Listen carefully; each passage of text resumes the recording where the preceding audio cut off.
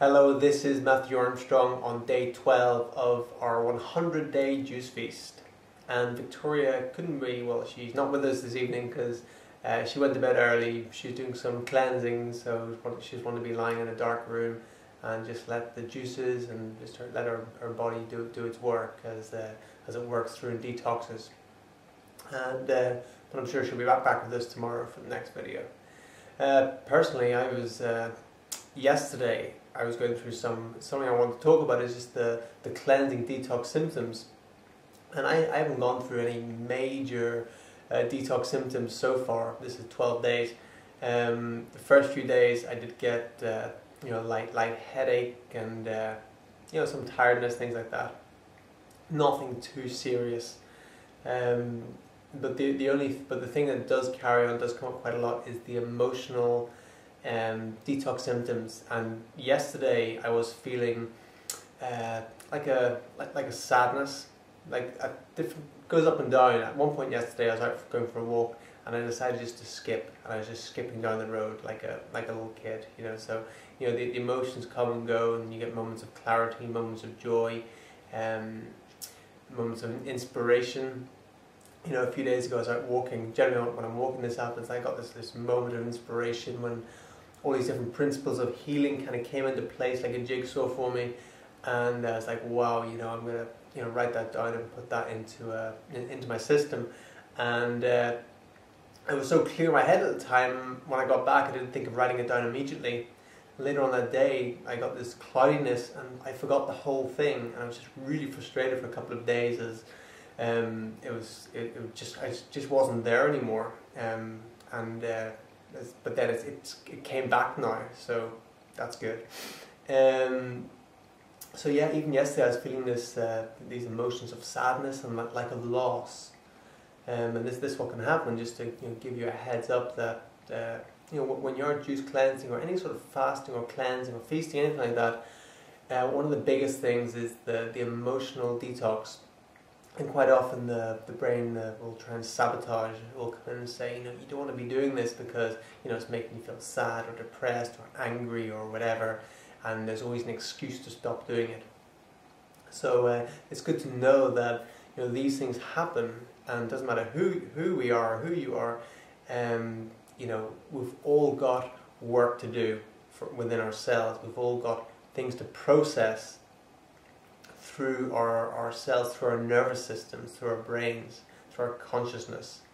And the work is never done. The work is a process. And so yeah, I was feeling these feelings of like loss. The sort of feelings of loss as if you've lost someone. I just say someone's left you, and like a partner's left you or something. Those sort of feelings. And related to food, I was thinking about food and feeling these immense feelings of loss towards food. And this is the addiction to the food that we have. And it was those coming up and being processed. Because quite often what we do is, when things happen, is we repress them. And we repress them with different means. Throughout our lives, we've all had emotional traumas of some sort, even if it was a time when we just got upset or angry or frustrated, and we've pushed that down. And when that comes up to be examined and to be processed, we push it down some more because we start to feel uncomfortable, and we end up doing that by, quite often food is the easiest one. We go and stuff our face with food, not even stuffing our face, just going eating something, and just repress those emotions that are coming up to be processed.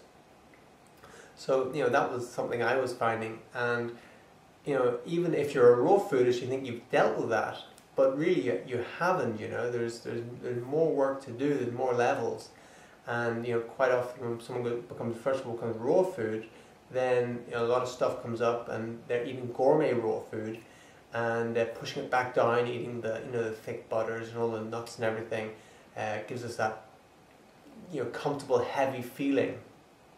So when we feel uncomfortable, we kind of eat more nuts or something, or eat more avocados, and it gives us that heavy feeling again. But even if you're eating really low fat raw food diet, you still do it. I used to still do it even with when I was like really low fat. To suddenly go and eat 10 bananas, or something like that, and that would just make me feel comfortable for a while when I wasn't really dealing with the repressed emotion that was stuck somewhere in my cells. Because emotions, they sit in the body. Repressed emotions, they sit as dense energy, maybe in a shoulder. You have a sore shoulder, that's a repressed emotion sitting there, emotion of anger or of loss or not enoughness, or some memory and an emotion that's attached to that memory will be sitting somewhere in the body, either in a muscle, in an organ, in a joint, or something like that. And through this cleansing process is we're getting all those out, and we're just saying, look, there's nowhere to run, there's nowhere to hide. There's you gotta go. You gotta go out some way. So it all has to come out through the emotions, especially come out through the conscious mind, and we got to process them as they come out. So then we actually have to feel them again as they come out. Quite often, much less severe than when we first experienced them. Even still, we still feel some of what's happening. So that's some of what was happening with me yesterday. Feeling good now. I'm drinking celery and cucumber this evening, which is just incredibly refreshing. It's just delightful.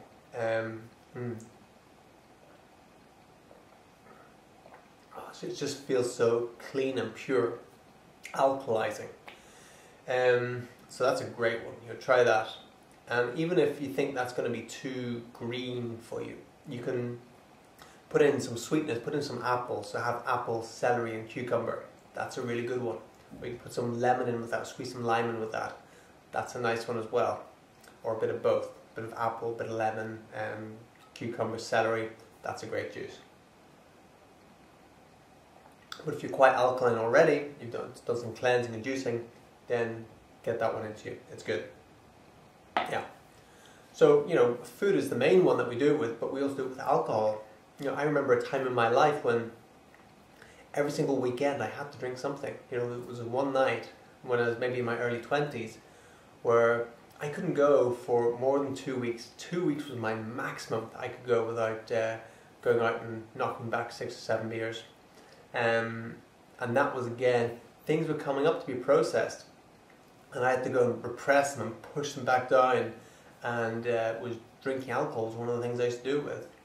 So we do with many things. We distract ourselves. There's also TV. It's another one, which is just complete distraction from it, where we just hypnotize ourselves with the TV or with other activities.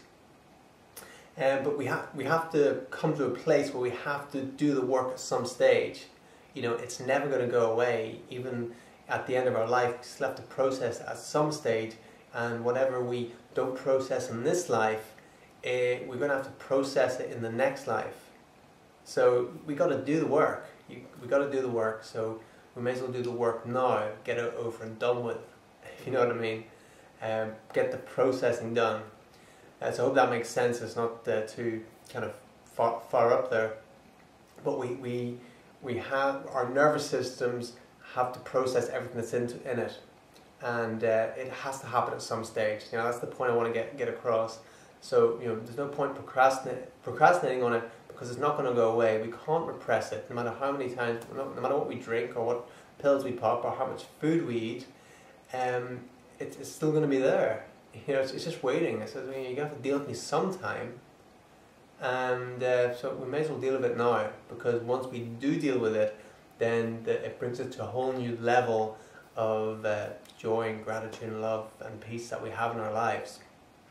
So that's my teaser for you is, if you're not on a juice cleanse or a juice feast, or you haven't gone into detoxing, or you've still got all the bad habits of drinking, smoking, and overeating or eating the wrong things like that, then this is something you might want to look into, is doing a juice cleanse or doing a fast or doing a juice feast where you just do it for a long period of time.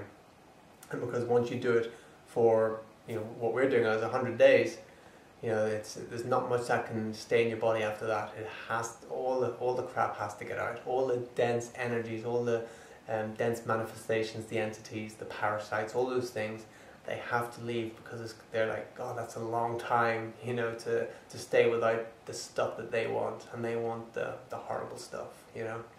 So that's it. Great juice. Get that one.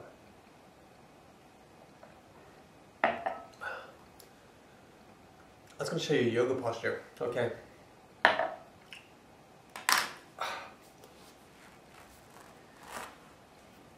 Great little yoga posture.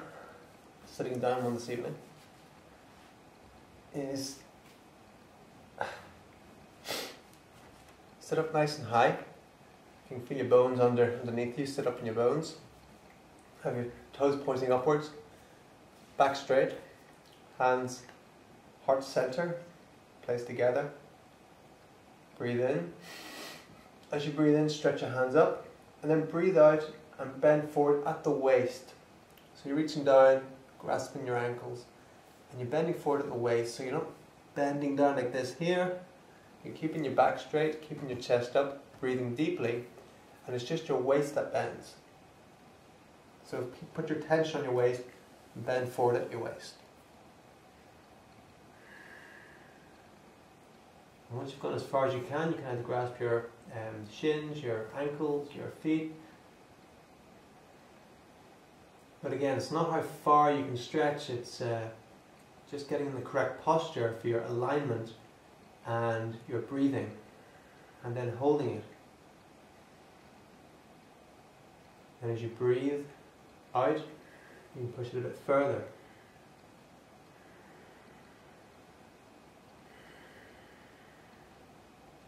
And hold it.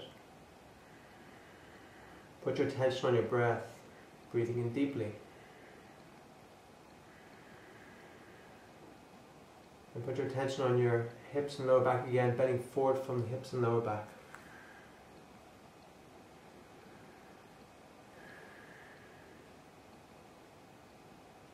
And as you breathe in, come back up again.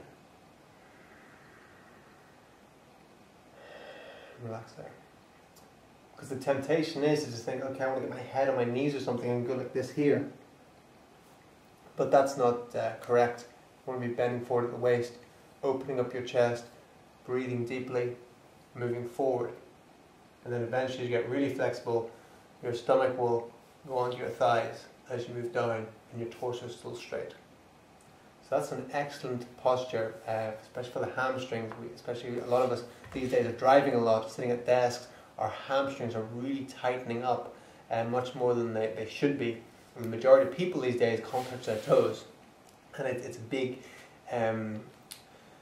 it's a big sign in health, or the lack of health of someone, is their lack of flexibility. So the more flexible you are, the more healthy you are, and the more longevity you will have. Flexibility goes hand in hand with longevity. You'll see little babies, they're incredibly flexible. You know, you can take their feet and put them around the head and everything. Not that I've tried it. And but an old person, you find you're crouching down and moving things, and they're just very, very tense and stiff, and very not flexible anymore. So keep up the flexibility, and it will take you a long way through your life. Okay, so my name is Matthew Armstrong, and it's been enjoyable talking with you this evening. And make sure you tune in tomorrow. Thank you for subscribing, commenting, and leaving your questions and comments. And see you tomorrow.